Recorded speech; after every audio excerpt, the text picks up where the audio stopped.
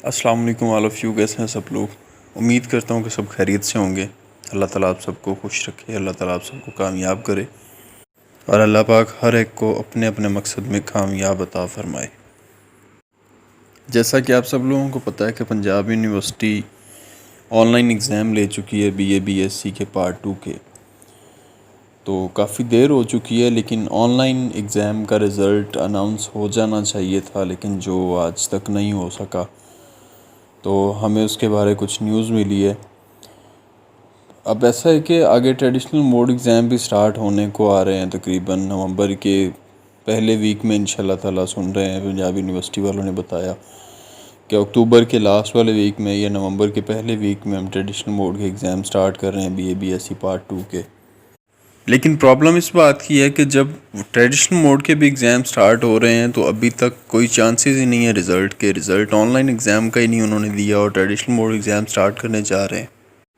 तो result delay करने के पीछे कुछ रीज़न्स थी, क्योंकि ऐसा है कि बहुत से बच्चे ऐसे हैं जिनके पेपर में एरर आ गया था। बहुत ज़्यादा बच्चे ऐसे हैं जिनके पेपर में एरर आया। तो वो कोई बच्चों का भी फॉल्ट नहीं था और यूनिवर्सिटी का भी फॉल्ट नहीं था। कुछ लोगों के पास इंटरनेट प्रॉब्लम की वजह से एरर आया, कुछ लोगों के पास किसी वजह से, कुछ के पास क्या वजह बनी। तो उस चीज़ को भी सॉल्व आउट करना था, क्योंकि ये बच्चों पे भी ब्लेम नहीं डाला जा सकता कि आपकी अपनी वजह से आपका पेपर कैंसिल हुआ है या आपके पेपर में एरर आया है। तो लेकिन अगर बच्चों के पेपर में एरर है और उनके मार्क्स नहीं अच्छे आते तो उनके फ्यूचर का सवाल है डेफिनेटली।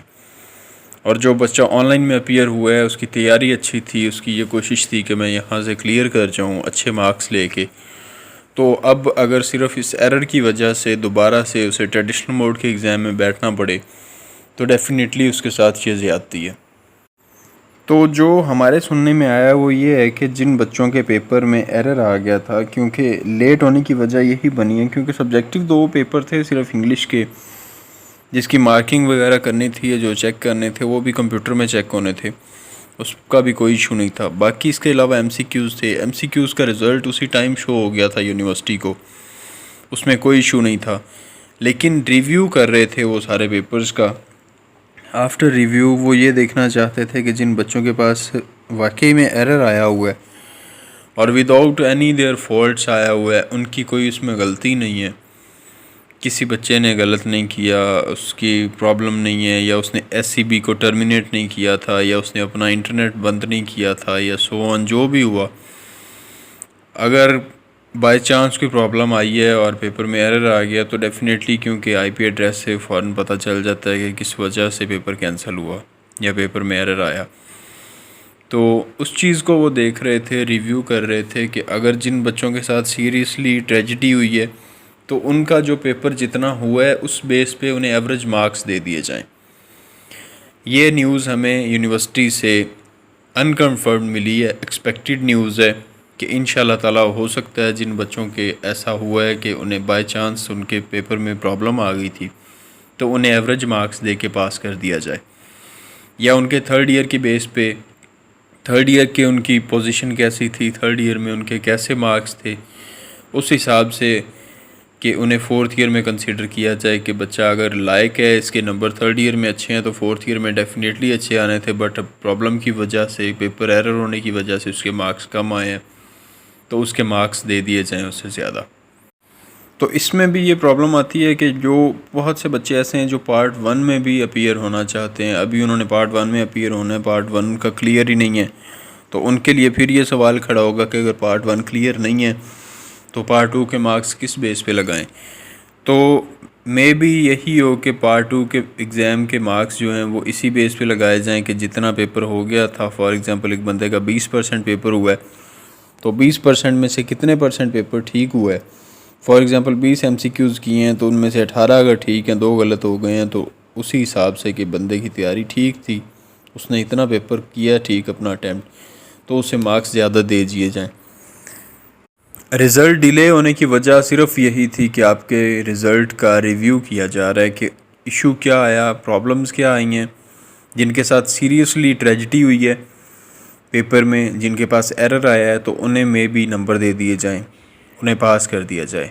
या फिर जिनके प्रैक्टिकल्स होने हैं उनके लिए क्या करना है, प्रैक्टिकल्स का क्या हल निकालना है, कि जो थ्योरी में पास होंगे सिर्फ उन्हें प्रैक्टिकल्स के लिए अनाउंस करना है, या कि जो थ्योरी में फ़ेल भी हो जाते हैं तो उन्हें भी बताना है कि आपका प्रैक्टिकल है और प्रैक्टिकल के नंबर ऐड करके उन्हें पास करना है।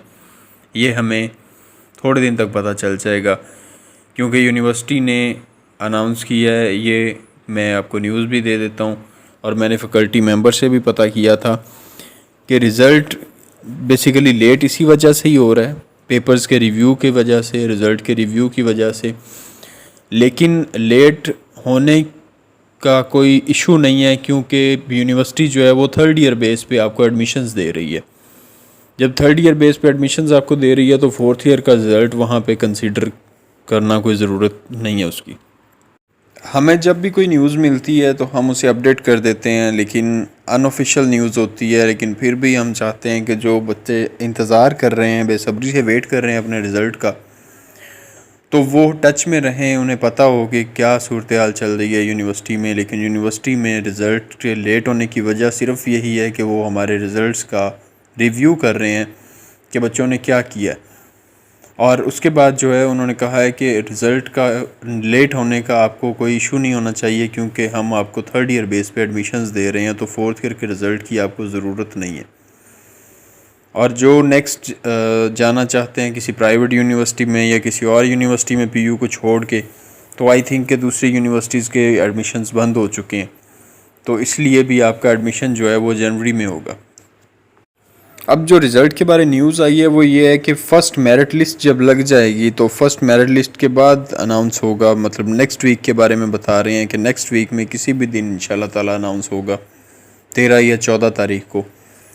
तो अल्लाह ताला करम करे और आप इंतज़ार करें, इंशाल्लाह ताला उम्मीद है कि 13 या 14 तारीख को या नेक्स्ट वीक में किसी भी दिन रिज़ल्ट आपका अनाउंस हो जाएगा, 10 तारीख के बाद इंशाल्लाह। मेरी दुआ है कि अल्लाह ताला आप सबको कामयाब करे और अल्लाह ताला आपको हर एक को अपनी अपनी मंजिल पे पहुंचाए। और चैनल को सब्सक्राइब करें, वीडियो को लाइक करें और वीडियो को अपने दोस्तों के साथ शेयर करें। इंशाल्लाह ताला नेक्स्ट वीडियो में मुलाकात होती है, तब तक के लिए अल्लाह हाफिज़।